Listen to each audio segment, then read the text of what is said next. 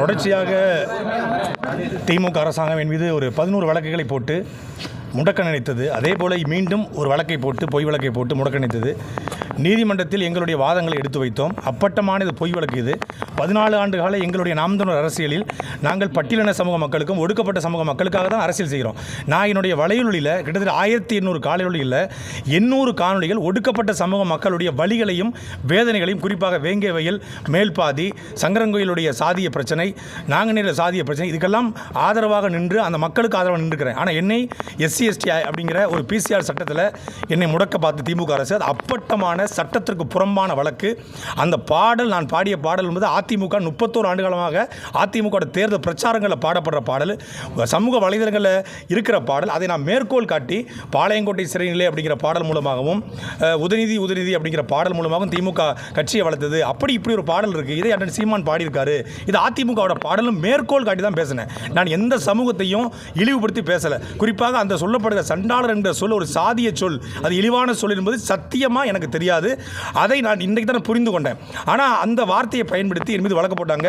மாண்புமிகு நீதியரசர் அவர்கள் நேர்மையில் நின்று இந்த வழக்கு செல்லாது என்று என்னை விடுதலை செய்திருக்கிறார். இந்த FIR போட்டதை ஏற்றுக்கொள்ள முடியாதுன்னு சொல்லியிருக்கிறார். அவருக்கு நாங்கள் ரிமாண்ட் பண்ண முடியாதுன்னு சொல்லியிருக்காங்க. இந்த வழக்கை உடனடியாக அந்த FIR நாங்கள் நீதிமன்றத்துக்கு போய் குவாஷ் பண்ணுவோம். அதே போல் திமுக அரசாங்கம் இப்படி பேசுகிற நபர்களை எல்லோரையும் முடக்கிவிட்டால் இடிப்பாறை இல்லா ஏமாற மன்னன் கெடுப்பார் இலானும் கெடுங்கிறது போல யாருமே பேசக்கூடாது நினைக்கிறது அப்பட்டமான அடக்குமுறை.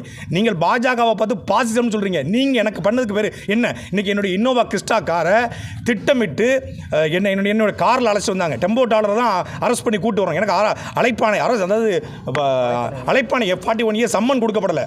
நான் குற்றாலத்தில் பதுங்கியிருந்தா சொல்கிறேன். நான் என் வீடு கெட்டுவதற்காக வீராணத்துக்கு சொந்த ஊருக்கு போயிருந்தேன். புதுசாக கார் வாங்கி சொல்லி எங்கள் ஊர் அம்மன் கோயிலில் போயிட்டு மாலை போடுறதுக்காக போயிருந்தேன். அங்கே குற்றாலத்தில் குளிச்சுட்டு தங்கியிருக்கும் போது காலையில் செக் அவுட் பண்ணி ஊருக்கு போகும்போது வம்படியாக என்னோட 2 செல்ஃபோனையும் பறிச்சாங்க. இந்த வழக்குக்கும் என் செல்ஃபோனுக்கும் எந்த சம்மந்தமும் கிடையாது. நான் பேசுனது பொது மேடையில், அது எல்லா ஊடகத்திலையும் அவைலபிள் இருக்குது. ஆனால் என் செல்ஃபோனை பறித்து வம்படியாக ஏன் காரில் என்னை கூட்டு வந்தாங்க. கூட்டு வரும்போது அந்த ஓட்டுநர் முழுமையான போதையில் இருந்தார். போதையில் தூக்கத்தில் இருந்து திட்டமிட்டு சிறுலிருத்தூர் பக்கத்தில் என்னை விபத்துக்குள்ளாக பார்த்தாங்க. ஆனால் அது அந்த நேரத்தில் என்னுடைய ஓட்டுநர் பின்னாடி இருந்து எச்சரித்தார். மீண்டும் மதுரை பக்கத்தில் என்னுடைய வாகனத்தை நீங்கள் பார்த்தா தெரியும். படம் பிடிச்சி தயவு செய்து ஊடகங்கள் போடுங்க. ஒரு ஊடகவியலாளருக்கு, ஒரு கட்சியினுடைய பேச்சாளருக்கு உயிருக்கு ஆபத்து இருக்கிறது. என்னை திட்டமிட்டு இந்த அரசாங்கம் கொலை செய்ய பார்த்தது. மதுரை பக்கத்தில் விளாங்குளம் அப்படிங்கிற அந்த டோல்கேட்டு பக்கத்தில் காவலர் கொண்டு போய் ஒரு கார் மேலே மோதுவாங்க. பின்னாடி இருக்கிற லாரி என் கார் மேலே மோதி எனக்கு முதுகு வலி, என் டிரைவருக்கு தலைமுழுக்கு அடிபட்டு இருக்கிறது. அந்த வண்டி அதுக்கப்புறம் உடஞ்சதுக்கு பிறகு திருப்பி டெம்போ டாலரில் என்னை ஏற்றிட்டு வராங்க. முழுக்க இந்த அரசாங்கம் என்னை கொலை செய்ய பார்க்கறது. இந்த அரசியலும் எனக்கு உயிருக்கு பாதுகாப்பு இல்லை. தயவு செய்து நீதிமன்றங்கள் எனக்கு உயிருக்கு பாதுகாப்பு கொடுக்கணும்னு நான் கேட்டுக்கிறேன். ரிமாண்டர் ஏற்றுக்க முடியாதுன்னு சொல்லியிருக்காரு. நாங்கள் நீதிமன்றத்துக்கு உடனடியாக நாளைக்கு போகிறோம். இந்த FIR குவாஷ் பண்ணி, இந்த FIR செல்லாதுங்க. ஏன்னா இந்த FIRல எந்த விதமான எவிடன்ஸும் இல்லை. நான் உங்களுக்கு சொன்னல, இந்த பாட்டு அதிமுக பாட்டு பாடினது ஒரு ஆள், எழுதியது ஒரு ஆள், இசையமைத்தது ஒரு ஆள், யூடியூப்பில் பதிவேற்றது ஒரு ஆள். நான் அதை எடுத்து பேசுகிறேன். அப்படி அண்ணன் சீமான் பாடிக்கிட்டு இருந்தாருன்னு சொல்லி பல்வேறு பாடல்களை சொல்லி ஒரு சர்க்காஸ்டிக்காக சொன்ன ஒழிய கலைஞரவர்களை இழிவுபடுத்தணும், இதன் மூலமாக பட்டியல் சமூகத்தை இழிவுபடுத்தணும்னு சொல்லுவது அப்பட்டமான பொய்.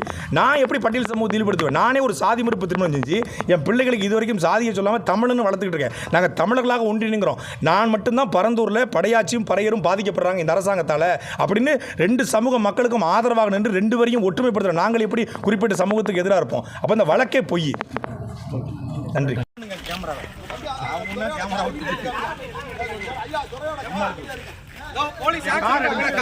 கார் எடுத்து போடுங்க. என் காரை என்ன பண்ணி பாருங்க. பின்னாடி பாருங்க.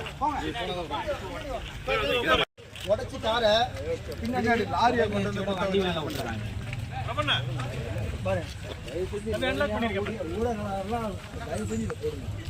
இதான் காரோட